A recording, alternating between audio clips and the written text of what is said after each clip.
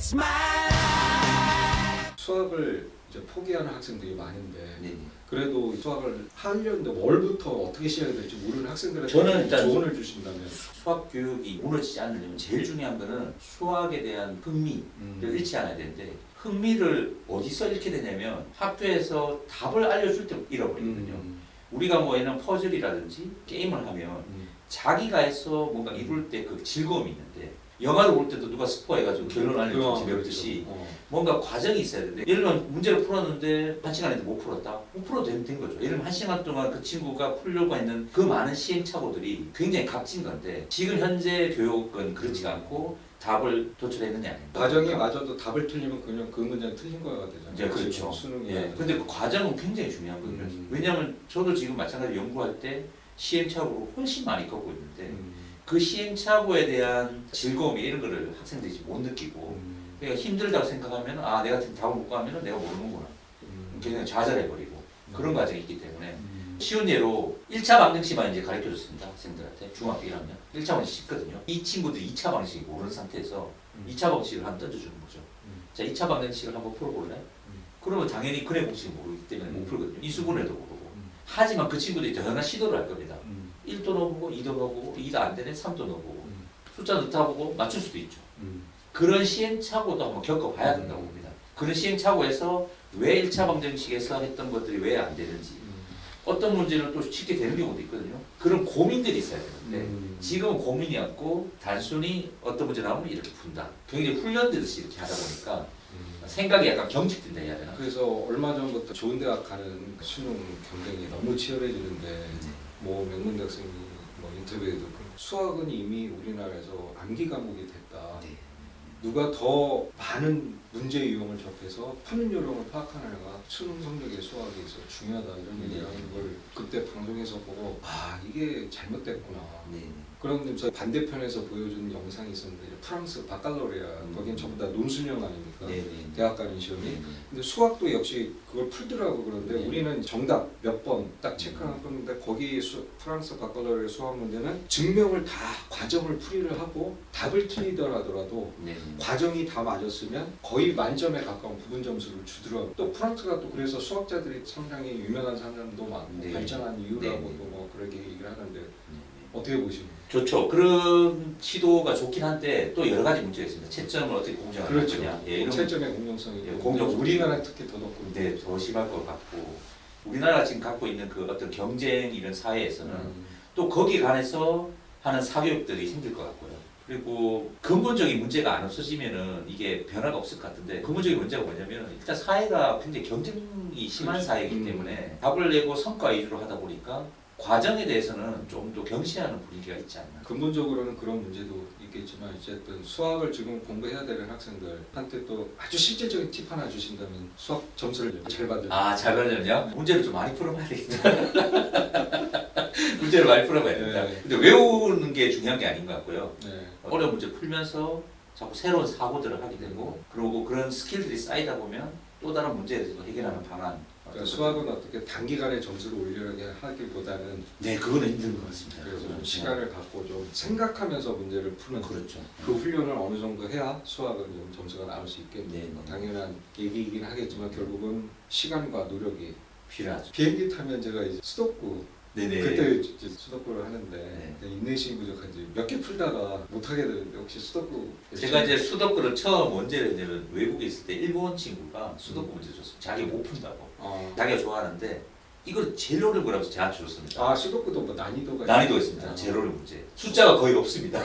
그럼 자기가 메꾸는 거에 따라서 답이 아니 근데 그래도 답이 딱 하나 있습니다. 답이 하나예요? 저는 이제 수도쿠 그 문제는 풀을 거예요. 수학하는 사람들 사실 그걸 푸는 것보다는 그런 얼굴이 생기는 겁니다. 도대체 숫자가 몇 개 정도 있으면 해가 유일할까? 숫자가 적으면 막 메꾸다 보면 다양한 답이 있을 수 있잖아요. 그게 몇 개까지 있어야 되는지 그런 궁금증이 생기는 거죠. 우리보다 한 걸음 돌아가서 네. 그 문제에 어떠한 유형이 이게 네. 수학적 의미가 있는 네. 건가? 근데 벌써 어느 정도 연구를 해놨습니다. 제가 한 건 아니고 찾아보니까 누군가 연구를 이제 했는데 수도권 안 푸시겠네요. 이제 다 풀어서. 예, 풀고 있습니다. 근데 그 수도권에도 아까 말한 그 허준이 교수 했던 조합론? 네. 그게 들어간다면서요? 그렇죠. 왜냐하면 뭔가 이게 되고 안 되고 케이스가 나눠지고 이런 것들이 전부 다 조합론 과정이 있어서 그럼 그걸 하실 때 그게 반복이 되면 머리에서 자동적으로 어떤 나름의 조합의 패턴이 생기는 거고 네네. 그 본인이 생각할 때 가장 최적의 조합을 갖다가 넣어보고 맞으면 이제 넘어가고 네네. 벌써 케이스 생각하는 거죠. 어. 보험은 케이스가 뭐 5개가 있는데 첫 번째에서 안 되면 다 두 번째로 가고요. 아. 두 번째 안 되면 세 번째로. 세 번째 되면 다음은 또 넘어가는 거죠. 보통 몇 가지 케이스를 생각해요?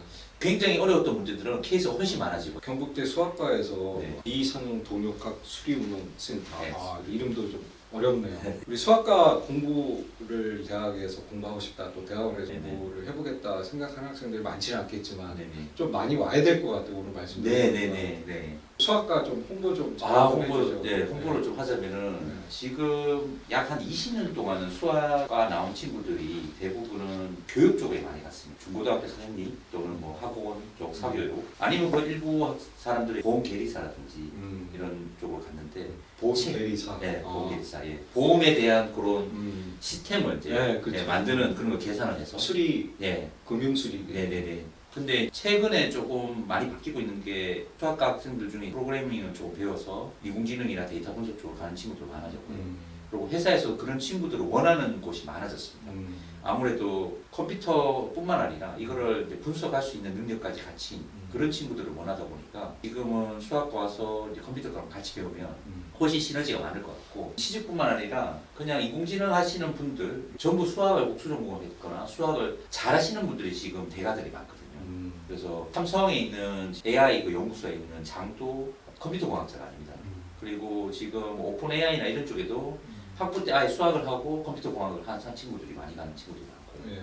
지금 곳곳에 수학이 굉장히 많이 필요한데 아무래도 그런 정보가 없다 보니까 취직을 어떻게 할지 이런 고민들이 있는데 컴퓨터랑 이제 수학이랑 같이 해서 뭔가 인공지능 데이터 쪽으로 가면은 충분히 취직이 훨씬 더 좋은 가능성이 있을 거라고 생각해요. 수학을 자기 이제 학부 때 공부를 하고 네. 어떤 특정 분야에 또 대학원을 가서 하게 되면 훨씬 더 네네. 능력을 발휘할 수 훨씬 더 있고 더 좋습니다. 많은 분야에 대해서 도전도 가능하고 아까 네. 말씀하신 것처럼 이제 생물학 쪽에도 쓰고 금융 쪽에도 맞습니다, 쓰고 맞습니다. 역학뿐만 아니라 모든 공학 뭐 다 들어가고 있고 네네. 예. 최근에 농업대학 교수님하고 같이 연구를 진행하고 있는데 네. 아무래도 이런 수학이랑 농업이랑 같이 하니까 음. 시너지가 굉장히 많거든요. 네. 지금 굉장히 좋은 연구 결과들 많이 내고 있는데 네. 수학이라는 학문은 어떻게 보면은 이제 응용수학자 입장에서는 도구라고 보거든요. 네. 굉장히 좋은 도구를 제공하고 있습니다. 그래서 대상만 있으면 뭔가 이게 시너지가 돼서 새로운 것들을 할 수 있는 그런 도구를 갖고 있는데 문제가 없어가지고 저희는 항상 문제를 찾으려니까 아. 예.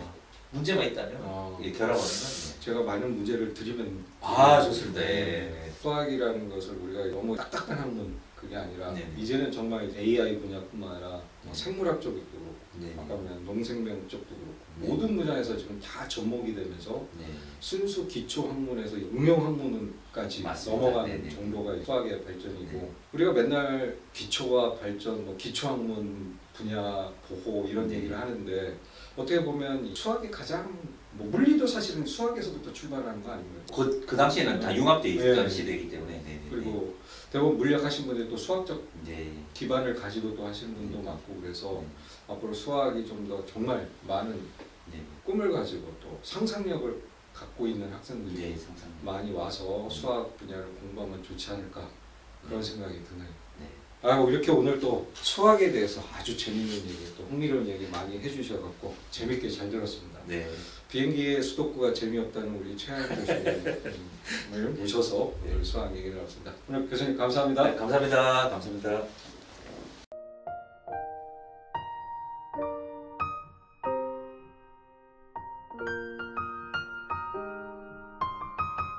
It's my